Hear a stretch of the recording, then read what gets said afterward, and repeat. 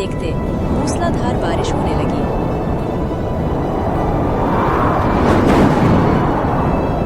एक छोटे से गांव के किनारे, जहां मिट्टी के घर और कच्ची पगडंडियां थीं, वहां रहता था एक गरीब लखारा, रघु। रघु का जीवन बहुत कठिन था।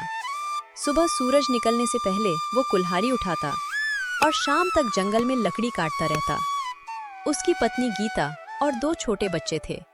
घर में अक्सर चूल्हा आधा ही जलता था, लेकिन रघु के चेहरे पर कभी शिकायत नहीं होती थी।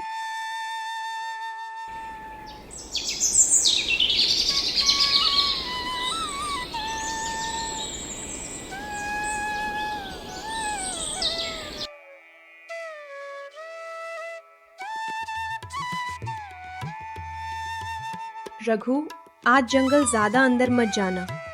सुना है वहां अजीब आवाजें आती हैं। डर मत गीता, मैं जल्दी लौट आऊंगा। आज थोड़ा ज्यादा लकड़ी लानी होगी, बच्चों के लिए अनाज खरीदना है। लेकिन उस दिन किस्मत कुछ और ही लिख चुकी थी। रघु लकड़ी काटते काटते इतना अंदर चला गया कि उसे पता ही नहीं चला कि वह रास्ता भटक चुका है। शाम ढल गई, आसमान लाल से काला हो गया और जंगल की आवाजें डरावनी होने लगीं। ये रास्ता तो मैंने पहले कभी नहीं देखा। हे भगवान, अब मैं क्या करूं?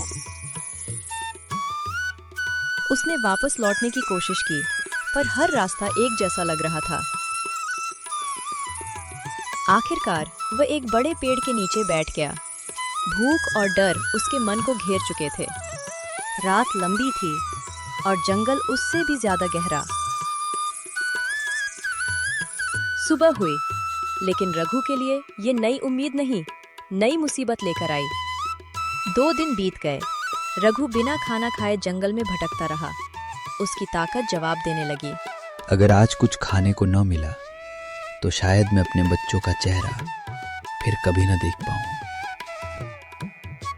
तभी घने पेड़ों के बीच से एक हल्की सुनहरी रोशनी दिखाई दी। रघु ने आंखें मली। उसे लगा शायद ये भ्रम है, लेकिन रोशनी सच थी। वह लड़खड़ाते कदमों से उस रोशनी की ओर बढ़ा। जितना वो पास जाता, रोशनी उतनी तेज होती जाती और फिर उसने देखा एक विशाल पेड़ जिस पर सुनहरे चमकते हुए फल लगे थे। ऐसा पेड़ उसने कभी नहीं देखा था। ये कैसा पेड़ है? क्या ये भगवान की कृपा है या कोई सपना? भूख से तड़पता रघु धीरे धीरे पेड़ के पास गया। उसने कांपते हाथों से एक फल तोड़ लिया। जैसे ही रघु ने फल तोड़ा, अचानक तेज हवा चलने लगी। पेड़ की शाखाएं हिलने लगी और एक गहरी गूंजती आवाज आई। रुको मानव। रघु डर के मारे पीछे हट गया। कौन है वहां? मैं इस जंगल का रक्षक हूं। ये कोई साधारण फल नहीं। जो इसे खाता है उसकी हर इच्छा पूरी होती है, लेकिन बदले में उसे अपनी सबसे प्रिय चीज त्यागनी पड़ती है। रघु का दिल जोर जोर से धड़कने लगा। मेरी सबसे प्रिय चीज। उसे अपने बच्चों की हंसी याद आई, पत्नी का चेहरा याद आया। लालच उसके दिल में धीरे धीरे जगह बना रहा था। गरीबी, भूख, संघर्ष, सब कुछ खत्म हो सकता था। अगर मैं अमीर बन जाऊं तो मेरा परिवार कभी भूखा नहीं रहेगा। पेड़ फिर बोला, निर्णय सोच समझ कर लेना। एक बार फल खा लिया तो वापसी का रास्ता नहीं होगा। रघु गहरी सोच में डूब गया। रघु के हाथ में वो फल था। उसकी चमक जैसे उसे पुकार रही थी। लेकिन तभी उसे अपनी बेटी की आवाज याद आई। बाबा, जल्दी आना, मुझे तुम्हारे साथ खेलना है। रघु की आंखों में आंसू आ गए। नहीं, मैं अपने परिवार को कैसे त्याग सकता हूं? उसने धीरे से फल वापस पेड़ के पास रख दिया। मुझे धन नहीं चाहिए, मुझे बस अपने परिवार के पास लौटना है। कुछ पल के लिए जंगल शांत हो गया। फिर अचानक पेड़ से तेज प्रकाश निकला।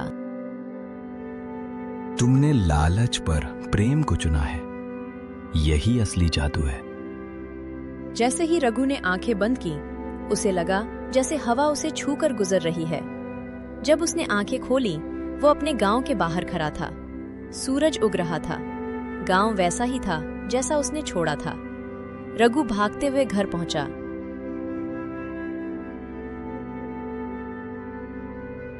रघु, तुम कहाँ थे? हमने समझा तुम कभी नहीं लौटोगे। मैं भटक गया था, लेकिन भगवान ने मुझे सही रास्ता दिखा दिया। रघु अपने घर लौट तो आया था, लेकिन उस जादुई पेड़ की चमक अब भी उसके मन में बस चुकी थी। कुछ दिन सब ठीक चला। रघु पहले से ज्यादा मेहनत करने लगा, मानो उसे जीवन का असली अर्थ मिल गया हो। लेकिन एक रात तेज हवा चली, आसमान में बादल गरजे और रघु ने सपने में वही सुनहरी रोशनी देखी। रघु, तुम्हारी परीक्षा अभी समाप्त नहीं हुई। रघु अचानक जाग उठा। क्या यह सिर्फ सपना था या कोई संकेत? कुछ ही दिनों बाद गांव पर मुसीबत आ गई। लगातार सूखा पड़ गया। न खेतों में फसल उगी, न कुओं में पानी बचा। गांव वाले परेशान हो गए।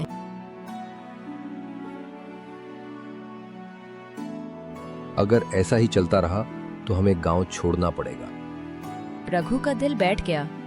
उसे फिर वही जादुई पेड़ याद आया। क्या मुझे फिर से जंगल जाना चाहिए? शायद वही पेड़ इस संकट का हल हो।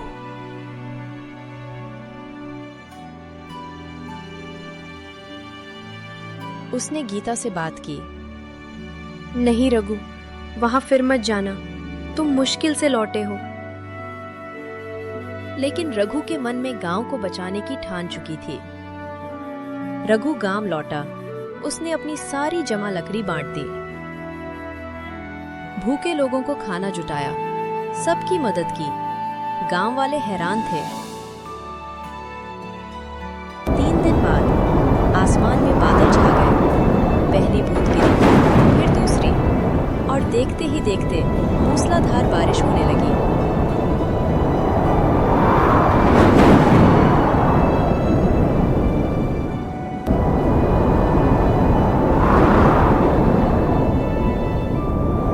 गांव वाले खुशी से झूम उठे।